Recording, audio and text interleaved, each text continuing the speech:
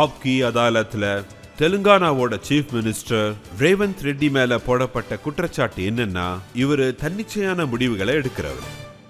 Reddy sir, சின்ன வயசுல உங்களோட பேக்ரவுண்ட் என்னன்னு நான் பார்த்தேன். ரொம்ப நல்லா படிப்பீங்க, டாப்பரா இருந்தீங்க, வீட்ல எல்லாரும் சந்தோஷமா இருந்தாங்க.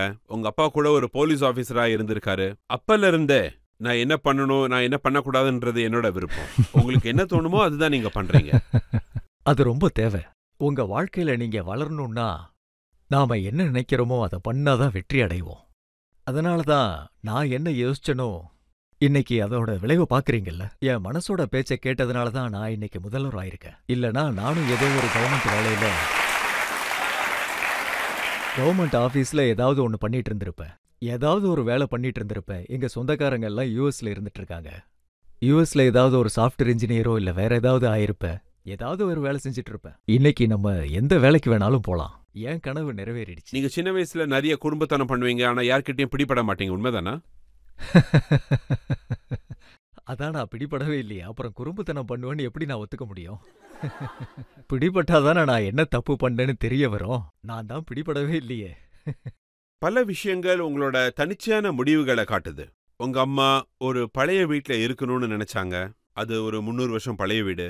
உங்க அம்மா கிட்ட சொல்லாமலே அந்த பழைய வீட்டை இடிச்சிட்டீங்க. அந்த விஷயத்த உங்க அம்மா கிட்ட சொல்லவே இல்லையாமே? ஆமா, அது ரொம்ப பழைய வீடு. அதாவது என் குடும்பத்தோட வீடு, என் தாத்தாவோட வீடு. ஊர்லயே அதான் பெரிய வீடு. நாங்க 7 பிரதர்ஸ், ஒரு சிஸ்டர். நாங்க 7 பேருமே வெளியே வந்துட்டோம். சில பேர் யூஎஸ் போயிட்டாங்க, சில பேர் ஹைதராபாத்ல இருக்காங்க, சிலர் அங்கங்க இருக்காங்க. ஊர்ல யாரும் இருக்க மாட்டாங்க. அம்மா தனியா தான் இருக்காங்க. வீடும் பழசாயிடுச்சு, மெயின்டெனன்ஸும் அதிகமாயிருச்சு. அம்மா என்ன சொன்னாங்கன்னா, நான் உயிரோட இருக்கிற வரைக்கும் இங்கே தான் இருப்பேன்னு சொன்னாங்க. அதனால நான் என்ன நினைச்சேன்னா, அவங்க கஷ்டத்தை எப்படியாவது போக்கணும்னு நினைச்சேன். அதனால அவங்கள ஹைதராபாத்துக்கு கூப்பிட்டேன். ஜேசிபி அனுப்பி வீட்டை இடிக்க சொல்லிட்டேன். ஒரு வாரத்துக்கு அப்புறம் அம்மாவுக்கு வீட்டை இடிச்சது பத்தி தெரிய வந்துச்சு. அப்போ அம்மா ரொம்ப கோவப்பட்டாங்க. ஏன் இப்படி பண்ணன்னு கேட்டாங்க. உங்க மனசுக்கு தோணுச்சு, பண்ணிட்டீங்க. உங்க காதல் விஷயத்திலயும் இன்டர் காலேஜ்ல நீங்க பொண்ணை இம்ப்ரெஸ் பண்றதுக்கு ரொம்பவே கஷ்டப்பட்டீங்களாமே?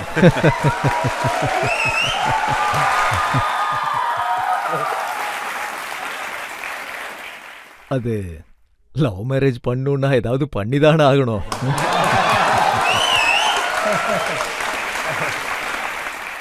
ஆனா நான் என்ன கேள்விப்பட்டேன்னா, அவங்களோட பேரண்ட்ஸ்க்கு இது பிடிக்கல. உங்ககிட்ட இருந்து காப்பாத்துறதுக்கு பொண்ணை டெல்லிக்கு அனுப்பிட்டதா கேள்விப்பட்டேன். டெல்லி என்ன அவ்வளோ தூரத்துலயா இருக்கு? இப்பெல்லாம் 7 கடல் தாண்டி இருந்தாலும் இப்பெல்லாம் போறாங்க. டெல்லி எல்லாம் ஒரு விஷயமா? அவங்க அனுப்பிட்டாங்க, நானும் பின்னாடியே போயிட்டேன். அப்பதான் நான் டெல்லியை முதல் முறையா பார்த்தேன். அதுக்கப்புறம் இன்னைக்கு நீங்க கூப்பிட்டுருக்கீங்க. அப்புறம் எப்படி நீங்க கல்யாணம் பண்ணீங்க? Arranged love cum arranged marriage. நாங்க லவ் பண்ணோம், அவங்க மேரேஜ் அரேஞ்ச் பண்ணாங்க. உங்களோட பேக்ரவுண்ட் பார்க்கும்போது நீங்க ஒரு நல்ல ஒரேட்டர், நல்ல பெயிண்டர், நல்ல ரைட்டர், திங்கர். அப்படி இருக்கும்போது நீங்க ஏன் அரசியலுக்கு வந்தீங்க? அரசியல் எதுக்காகன்னா, என்னோட பெரிய அண்ணன் போலீஸ் டிபார்ட்மெண்ட்ல ஒர்க் பண்ணிட்டு இருந்தாரு. எங்க கிராமத்தை பத்தி உங்களுக்கே தெரியும். எங்க கிராமம் எப்படிப்பட்டதுன்னா, அங்க கிட்டத்தட்ட 2000 பேர் தான் இருப்பாங்க. ஆனா எங்க கிராமம் ஃபேக்ஷன் வில்லேஜ். அதாவது எங்க கிராமத்துல எப்பவும் பிரச்சனை, அடிதடி இப்படிதான் நடந்துகிட்டே இருக்கும். எங்க கிராமத்தோட பேக்ரவுண்ட் இதுதான். அப்பாவையும் செஷன் கோர்ட்ல கேஸ் போட்டு கன்விக்ஷன் பண்ணாங்க. ஆமா, அதுக்கப்புறம் ஹைகோர்ட்ல அப்பீல் பண்ணோம். அது வேற விஷயம். தப்பான கேஸ் போட்டாங்கன்னு அப்பா என் அண்ணங்கிட்ட அவர் இன்டர்மீடியட்ல இருக்கும்போது ஒரு போலீஸ் ஆஃபீஸர் சொல்லியிருக்காரு, இந்த கிராமத்தை நீங்க வளர்ச்சி அடைய வைக்கணும்னா முதல்ல இவங்களை இங்கிருந்து வெளியேற்றணும். அதாவது இந்த ஊர்ல இருந்து. எங்க ஊர்ல தனித்தனி குரூப்ஸ், நிறைய சண்டையெல்லாம் நடந்துகிட்டு இருக்கும். எங்க ஊர்ல ஒரு 30-40 வருஷத்துக்கு யாருமே நிம்மதியா தூங்குனதே கிடையாது. அப்போ எங்க அண்ணனுக்கு போலீஸ் கான்ஸ்டபிளா ஜாப் கிடைச்சது. அப்போ எங்க குடும்பத்துல பெரிய பெரிய லேண்ட்லார்ட்ஸ் இருக்காங்க. எங்க ஃபேமிலி ஒரு ரெப்யூட்டட் ஃபேமிலி. இவங்க குடும்பத்துல இருந்து ஒருத்தன் போய் போலீஸ் டிபார்ட்மெண்ட்ல சேர்றான். அதுவும் கான்ஸ்டபிளா சேர்ந்தோன்னு எல்லாரும் ரொம்ப ஆச்சரியப்பட்டாங்க. ரொம்ப வருஷமா சொந்தக்காரங்க யாரும் வீட்டுக்கு வராம இருந்தாங்க. எதுக்காக இவங்க சின்ன சின்ன வேலையெல்லாம் பண்ணிட்டு இருக்காங்கன்னு நினைச்சாங்க. ஆனா எங்களோட அண்ணன் என்ன நினைச்சாருன்னா, இவங்க எல்லாரும் நம்மளோட பேச்சை கேட்கணும்னா நாம அரசியலுக்கு வந்துதான் ஆகணும்னு. அரசியலால மட்டும்தான் இதெல்லாம் மாத்த முடியும்னு சொன்னாரு. அப்போ எங்க அண்ணன் எங்கள கிராமத்துல இருந்து கூட்டிட்டு போய் அவர் எங்க வேலை பார்த்துட்டு இருந்தாரோ அங்கே எங்கள கூட்டிட்டு போனாரு. ஏன்னா அப்போ எங்க அப்பா மேல அந்த கேஸ் போடுறதுக்கு முன்னாடி வரைக்கும் பல அரசியல் தலைவர்கள் எங்க ஊருக்கு வராங்கன்னா கண்டிப்பா எங்க வீட்டுக்கு தான் வருவாங்க. வேற ஆப்ஷனே இல்ல. எல்லாரும் எங்க வீட்டுக்கு தான் வருவாங்க. ஓட்டு கேட்கும் வரணும்னாலும் எங்க வீட்டுக்கு தான் வருவாங்க. யாராவது அரசியல் தலைவர்கள் வரணும்னாலும் எங்க வீட்டுக்கு தான் வருவாங்க. போலீஸ் ஆபீசர் வந்தாலும் எங்க வீட்டுக்கு தான் வருவாங்க. கேஸ் ஆனதுக்கு அப்புறம் இந்த மாதிரி பிரச்சனை ஆனதுக்கு அப்புறம் எல்லாரும் வரதை நிறுத்திட்டாங்க. அதுலயும் குறிப்பா அரசியல்வாதிகள். அதனால எங்க அண்ணன் நாமளும் அரசியல்வாதி ஆகணும்னு முடிவு பண்ணாரு. அதனால நானும் ஆவோமேன்னு அப்படின்னு நினைச்சேன். ஆனா அதனால நீங்க சீஃப் மினிஸ்டர் ஆவேன்னு நீங்க நினைச்சீங்களா? நான் சீஃப் மினிஸ்டர் ஆகணும்னு 2009ல நினைச்சேன். தெலுங்கானா உருவாயிரும். தெலுங்கானா உருவானதுக்கு அப்புறம் முதலமைச்சர் ஆகலான்னு நினைச்சேன். அதுக்கு முன்னாடி அரசியல் தலைவர் ஆகணும்னு முயற்சி பண்ணேன். முதல்ல தலைவரான. இன்னைக்கு அண்ணன் உயிரோட இல்ல. அதனால என்ன நினைச்சேன்னா நான் அரசியல் பண்ணியே ஆகணும்னு நினைச்சேன். நீங்க ஒரு சீஃப் மினிஸ்டர் ஆயிடுவேன்னு எப்படி உங்களுக்கு கான்ஃபிடன்ஸ் வந்துச்சு? என்னோட எண்ணத்துல கிளாரிட்டி இருந்துச்சு.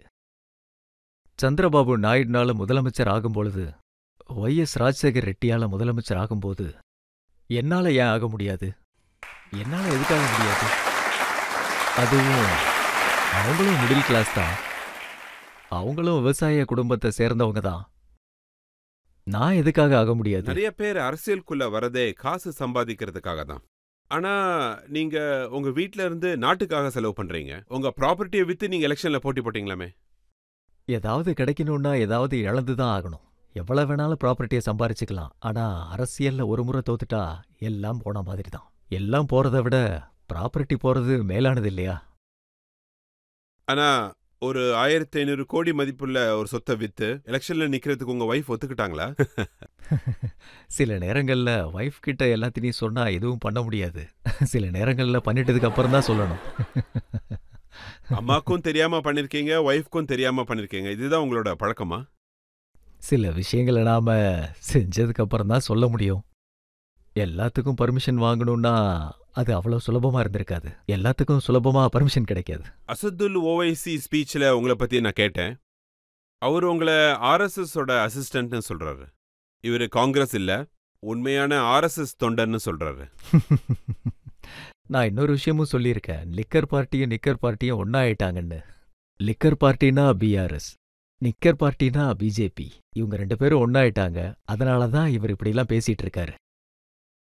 இது ரெண்டுத்துக்குள்ள பேலன்ஸை பார்த்துக்கிறதுக்கே இவருக்கு டைம் பத்த மாட்டேங்குது. முயற்சி பண்ணிக்கிட்டே இருக்காரு. நான் எதையும் எப்பயும் மறைச்சதே இல்லை. நான் வித்யாத் பரீட்சையில் வேலை பார்த்துட்டு இருந்தேன். I was very active in வித்யாத் பரீட்சத் பாலிடிக்ஸ். அதுக்கப்புறம் நான் பிஸ்னஸ்க்கு போயிட்டேன்.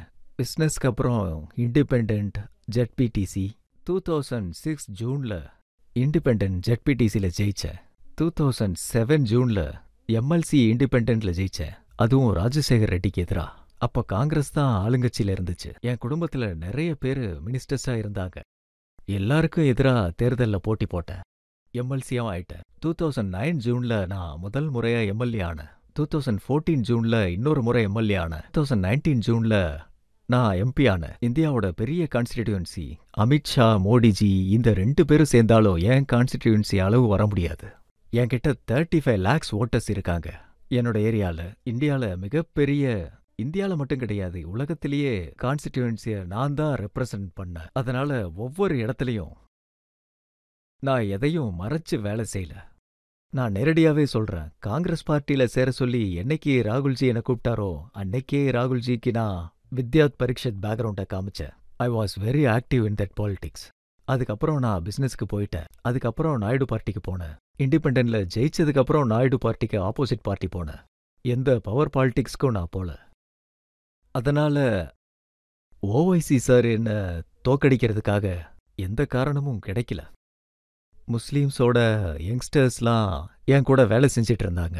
அவங்களுக்கும் இது ஒண்ணுமே புரியல. ராகுல்ஜியோட பாரத் ஜோடோ யாத்திராவில் நிறைய முயற்சி பண்ணோம். அது பண்ணுவேன் இது பண்ணுவேன்னு என்னென்னவோ சொன்னாரு. நான் சார்மினார்ல நின்னுகிட்டு கண்டிப்பா இந்தியன் கொடியை பறக்க விடுவேன்னு சொன்னேன். ராகுல்ஜி வருவார்னு சொன்னேன். தைரியம் இருந்தா நீங்க தடுக்க முடிஞ்சா தடுத்து பாருங்கன்னு சொன்னேன். நான் பண்ணி 2 லட்சம் மக்களை சார்மினார் கிட்ட நிக்க வச்சேன். நீங்க வேணா விஷுவல்ஸ் பாருங்க. நான் சொல்லிதான் பண்ணேன். அவருக்கு பயம். அவரு நிறைய தப்பான விஷயங்களை பரப்பிக்கிட்டு இருக்காரு. ஓல்ட் சிட்டில யாராலையும் வர முடியாது, யாரையும் வரவும் விட மாட்டாரு. அது அவரோட ஏரியான்னு சொல்லுவாரு. அதாவது ஹைதராபாத்தோட பார்லிமெண்ட் எங்களுக்குன்னு நான் சொன்னேன். ஹைதராபாத் எங்களோடது, இந்த ஊர் எங்களோடது, நாங்க கட்டினது. நாங்க கஷ்டப்பட்டு கட்டின ஊர்ல நீங்க யாரு? முடிஞ்சா நிறுத்தி காட்டுங்கன்னு நான் சொன்னேன். நான் 2 லட்சம் மக்களை கூட்டிக்கிட்டு நான் சார்மினாருக்கு போனேன். காங்கிரஸ் பார்ட்டியோட கொடிய பறக்க விட்டேன். எந்த இடத்துல ராஜீவ்காந்தி சார் கொடிய பறக்க விட்டாரோ அதே இடத்துல ராகுல் காந்தியோட கையால நான் கொடிய பறக்க விட்டேன். அங்கிருந்து ரேலி பண்ணோம். ஹோல் சிட்டில 15 கிலோமீட்டருக்கு பாத யாத்திரை பண்ணோம். எல்லாத்தையும் நான் மிரட்டி இப்படிலாம் பண்ணிக்கிட்டு இருக்கேன். ஆனா என்ன இவன் மட்டும் பயப்பட மாட்டேன்றான்னு நினைக்கிறாரு.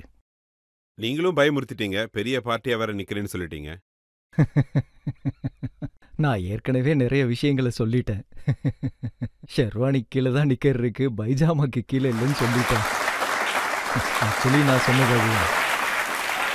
சார் உங்ககிட்ட பைஜாமாவே இல்லை, நான் என்ன சொல்றது? ஒருவேளை நிக்கர் போடணும்னு சொன்னா எல்லாருக்கும் சொல்லியே பண்றேன், மறைச்செல்லாம் போட மாட்டேன்னு சொன்னேன். ஆனா ராகுல் காந்திய பத்தி நிறைய பேர் என்ன சொல்றாங்கன்னா, அவரு யாரையும் சந்திக்க மாட்டாரு, யார்கிட்டயும் அவ்வளவா பேச மாட்டாரு. ராகுல் காந்தி உங்ககிட்ட மட்டும் எப்படி நல்லா பேசுறாரு? ரஜத் சர்மா சார், நான் ஒரு விஷயம் சொல்லணும்னு நினைக்கிறேன்.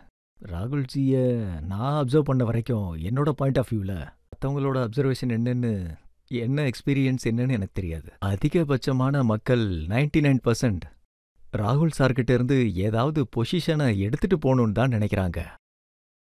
ஏதாச்சும் ரெக்கமெண்டேஷனுக்காக வருவாங்க. நான் பிசிசிஐ பிரசிடென்ட் ஆகணும், நான் ஏதாச்சும் செக்ரட்டரி ஆகணும், சீஃப் மினிஸ்டர் ஆகணும், இல்லை மினிஸ்டர் ஆகணும்னு வருவாங்க. 2 நிமிஷத்துக்கு அப்புறம் அவருக்கே புரிஞ்சிரும் எதுக்காக அவங்க இங்கே வந்திருக்காங்கன்னு. அவருக்கே புரிஞ்சிரும். பர்சனல் அஜெண்டாவா இருந்தா 2 நிமிஷத்துக்கு மேல பேசுறதுக்கு என்ன இருக்கு? சரி நான் பாத்துக்கிறேன்னு சொல்லி அனுப்பிடுவாரு. ஆனா பப்ளிக் அஜெண்டாவோட போனா, ஏதாவது பாலிசியோட, பார்ட்டியோட ஆக்டிவிட்டி ப்ரோக்ராம் பத்தி ஏதாவது கொண்டு போனா ராகுல் சார் கேட்கறதுக்கு தயாரா இருப்பாரு. என்னோட முதல் மீட்டிங் 10 நிமிஷம் தான் நடந்தது. நான் அங்க போனேன். எல்லார மாதிரியும் நானும் பார்ட்டியில ஏதாவது பொசிஷன் கேட்க தான் வந்திருக்கேன்னு அவரு நினைச்சாரு. என்ன விஷயத்துக்காக இங்க வந்திருக்கீங்கன்னு கேட்டாரு. அடுத்த 25 வருஷத்துக்கு நான் உங்க கூட இருக்கணும்னு நினைக்கிறேன், இப்ப எனக்கு எதுவும் வேண்டாம். கேட்டு வாங்கறதுக்காக நான் இங்க வரல. ஒருவேளை இதுக்கு மேல நாம கண்டினியூ பண்ணணும்னா இந்த ப்ரோக்ராமோட கண்டினியூ பண்ணா நல்லா இருக்கும், இந்த பாலிசியோட பண்ணா டெவலப் ஆகலான்னு சொன்னேன். பார்ட்டியை பத்தின சில ஐடியாஸ் என்கிட்ட இருந்தது. ஒரு அவுட் சைடு அப்சர்வரா காங்கிரஸை பத்தி எழுதியிருந்தேன். என்னோட அப்சர்வேஷனை நான் காமிச்சேன். அவரை பத்தியும் சில அப்சர்வேஷன் எனக்கு இருந்துச்சு, அதை சொன்னேன். இப்படியே பேசி பேசி அந்த மீட்டிங் 1.5 மணி நேரம் போயிருச்சு. வெளியில அனந்த் சர்மா, ஜெயசிதி நிறைய பேர் இருந்தாங்க. எல்லாரையும் நிக்க வச்சுட்டு ஏன் கூட பேசிட்டு இருந்தாரு. அப்படின்னா இது என்னன்னு சொல்ல முடியும் ரஜித் சார்? 10 நிமிஷத்தோட மீட்டிங் 1.5 மணி நேரம் ஆயிருச்சு. அதாவது ராகுல் சார்கிட்ட பர்சனல் அஜெண்டாவோட போனீங்கன்னா 1-2 நிமிஷத்துல மீட்டிங் முடிஞ்சிரும். மக்களோட அஜெண்டாவை எடுத்துக்கிட்டு பார்ட்டியோட அஜெண்டாவை நீங்க எடுத்துட்டு போனீங்கன்னா நீங்க கவலையே பட வேண்டாம், அவர் உங்களுக்கு நிறைய டைம் கொடுப்பாரு. அங்க இருந்த ஆளுங்கெல்லாம் கௌஷல் சார்லாம் டைம் ஆயிருச்சு கிளம்புங்க அப்படின்னு சிக்னல் காட்டுவாங்க. அப்பவும் ராகுல் சார் கேட்கறதுக்கு தயாரா இருந்தாரு. ஆனா அந்த நேரத்துல காங்கிரஸோட நிலைமை தெலுங்கானால அவ்வளோ ஸ்டேபிளா இல்லைல்ல, ஆளுமையும் இல்ல, லீடரும் இல்ல. அப்படி இருக்கும்போது நீங்க எதுக்காக காங்கிரஸை தேர்ந்தெடுத்தீங்க? நீங்க டிஆர்எஸ்ல போயிருக்கலாம், இல்ல பிஜேபியில போயிருக்கலாம், உங்ககிட்ட தான் நிறைய ஆப்ஷன்ஸ் இருந்துச்சே. அப்ப நான் நாயுடு பார்ட்டியில இருந்தேன். Naidu party NDA alliance. நாங்க அரசாங்கத்திலயும் இருந்திருக்கோம். ஆந்திர பிரதேஷ்ல அரசாங்கம் இருந்துச்சு, கேந்திரத்திலயும் இருந்துச்சு. நாயுடு பார்ட்டியோட எம்பிஸும் மினிஸ்டர்ஸும் இருந்தாங்க. அசோக் கஜபதி ராஜு, சுஜ்னா சௌத்ரிஜி. நினைச்சிருந்தா ராஜ்யசபா மெம்பராகி சென்ட்ரல்ல மந்திரியா ஆயிருக்க முடியும். ஆனா எல்லாத்தோட எனக்கு பர்சனல் இன்ட்ரெஸ்ட், எனக்கு பர்சனல் சாட்டிஸ்ஃபேக்ஷன் எங்க இருந்ததுன்னா தெலுங்கானா மக்களுக்காக சண்டை போடணுங்கிறது தான். நான் நாயுடு பார்ட்டியை எதுக்காக விட்டேன்னா டிஎன்ஏ ப்ராப்ளம் தான். அதாவது இந்த ஆந்திரா பார்ட்டி, நான் எவ்வளவுதான் கஷ்டப்பட்டாலும் சரி, ஃபைனலா கேசிஆர் என்ன சொல்லுவார்னா, அட இவன் ஆந்திரா பார்ட்டி, இவன் ஆந்திராக்கு தான் வக்காலத்து வாங்குவான், இவன் ஆந்திராக்காரன் தானே அப்படின்னு சொல்லுவாரு. இந்த ஒரே வார்த்தையில முடிச்சிருவாங்க. நான் என்ன நினைச்சேன்னா, கேசிஆரை எதிர்த்து நிக்கிறோம், எப்படி எதிர்த்து நிக்கணும்னு யோசிச்சேன். ஸோ அப்பதான் நான் முடிவெடுத்தேன், தெலுங்கானாக்கு காங்கிரஸ் பிளாட்ஃபார்ம் கொடுத்த அந்த காங்கிரஸை வச்சு இவங்கள தோக்கடிக்கலான்னு நினைச்சேன். ஸோ எனக்கு காங்கிரஸ் பிளாட்ஃபார்மும் கிடைச்சது. என்னைக்கு நான் எம்எல்சி இண்டிபெண்டன்ட் ஜெயிக்கும் போது நாயுடு ரொம்ப பேட் கண்டிஷன்ல இருந்தாரு. நான் அப்போசிஷன்.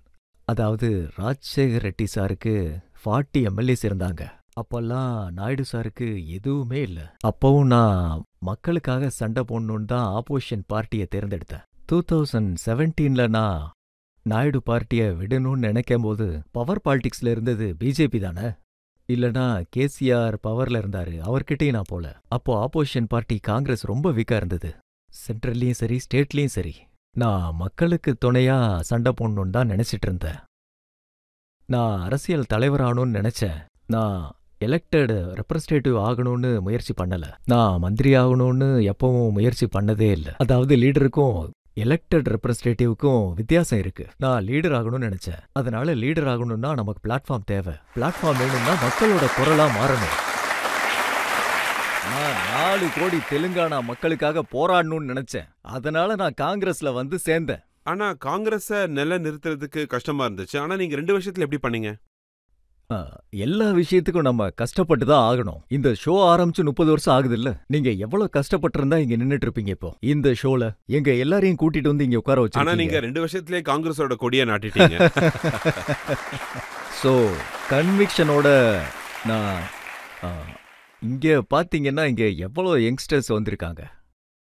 நீங்க என்ன பண்ணணும்னாலும் ரொம்ப நம்பிக்கையோட பண்ணுங்க. நல்லது கெட்டதுன்னெலாம் எதுவுமே இல்ல. உங்க பெர்செப்ஷன்ல தான் எல்லாம் இருக்குது. சில பேருக்கு தெலுங்கானா கொடுக்கறது நல்லதுன்னு தோணுச்சு. சில பேருக்கு தெலுங்கானா கொடுக்கறது தப்புன்னு நினைச்சாங்க. என்ன பெர்செப்ஷன் கிரியேட் பண்றாங்களோ அதுவா தான் தோணும்.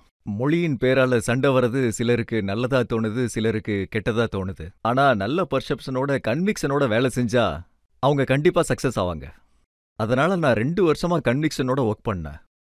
எனக்கு அப்போ பை எலெக்ஷன்ல 3200 ஓட்டு கிடைச்சது. காங்கிரஸ் பார்ட்டிக்காக எனக்கு 1.2% ஓட்டு தான் கிடைச்சது. நான் மெம்பர் ஆனதும் ஒரு பை எலெக்ஷன் வந்தது. அதுக்கப்புறம் காங்கிரஸ் பார்ட்டிக்கு ஓட்டு கிடைச்சது. 3200 ஓட், ஹார்ட்லி 1.5% ஓட். மக்கள் என்ன சொன்னாங்கன்னா, ரேவந்த் காங்கிரஸ்ல சேர்ந்தோன்னு காங்கிரஸ் சில பேர் ராகுல் காந்தி, சோனியா காந்தி கிட்டலாம் ஏன் இவனை மெம்பர் ஆக்குறீங்க? அப்புறம் அது எப்பயும் இது மாதிரி தான் நடக்கும். இன்டர்னல் பாலிடிக்ஸ் தான் உங்களுக்கு தெரியுமே. பேலஸ் பாலிடிக்ஸை பத்தி நான் என்ன சொல்ல முடியும்? நீங்க டெல்லியில இருக்கீங்க, உங்களுக்கு தான் அது அதிகமா தெரியும். இந்த கம்ப்ளைண்ட்ஸ் எப்பயுமே அதிகமா இருந்துட்டு தான் இருக்கும். ஆனா தைரியம் தோக்கக்கூடாது, அவ்வளவுதான். வாழ்க்கையில அப் அண்ட் டவுன்ஸ் எப்பயுமே இருந்துட்டு தான் இருக்கும். ஆடியன்ஸ்ல இருந்து யாராவது கேள்வி கேட்கணும்னு நினைச்சீங்கன்னா தாராளமா இங்க கேட்கலாம். சார், ரீசெண்டா நீங்க ஃபுட்பால் ஆடுற வீடியோ வைரல் ஆயிட்டு இருக்கு. இப்போ என்னுடைய கேள்வி என்னன்னா, சின்ன வயசுல இருந்தே உங்களுக்கு ஃபுட்பால் பிடிக்குமா? உங்களுக்கு பிடிச்ச பிளேயர் யாருன்னு எங்களுக்கு சொல்லுங்க சார். நான் காலேஜ் டேஸ்லேருந்தே ஃபுட்பால் விளையாண்டுட்டு இருந்தேன். பாலிடிக்ஸ் வந்ததுக்கு அப்புறம் விளையாண்டேன். அதுக்கப்புறம் பாலிடிக்ஸ்ல இருக்கிறப்போ நடுவில் விட்டுட்டேன். அதுக்கப்புறம் எனக்கு ஃபுட்பால் விளையாடுறதுக்கு டைம் இல்லாமல் போயிருச்சு. ஸோ என்னால் ஃபுட்பால் விளையாட முடியல. அந்த காலத்தில் எனக்கு டிகோ, மேரடினோ என்னோட ஃபேவரட் பிளேயர்ஸ். இப்போல்லாம் ஃபுட்பால் பிளேயர்ஸ் நிறைய பேர் வந்துட்டாங்க. இப்போ ஃபுட்பாலை ரெகுலராக பார்க்கறது இல்ல. அப்போ மாரடோனா தான் ஃபேவரட் பிளேயர். அப்படின்னா உங்க ஃபிட்னஸோட ரகசியம் ஃபுட்பால் விளையாடுறது தானா? அரசியல் தான்.